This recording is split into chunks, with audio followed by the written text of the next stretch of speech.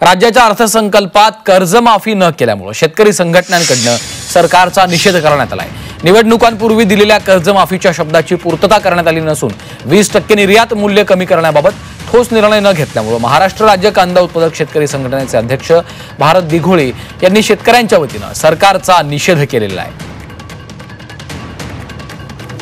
अर्थसंकल्पावरती सर्व राज्यातील शेतकरी आहेत की प्रचंड नाराज आहेत। राज्य सरकारने शेतकऱ्यांची कर्जमाफी करण्यासाठी त्याचबरोबर कांद्यावरील निर्यात शुल्क पूर्ण हटवण्यासाठी जो काही दबाव आणि जे काही पाठपुरावा करायला हवा होता तो पाठपुरावा विरोधी पक्षाच्या आमदारांनी केला नाही।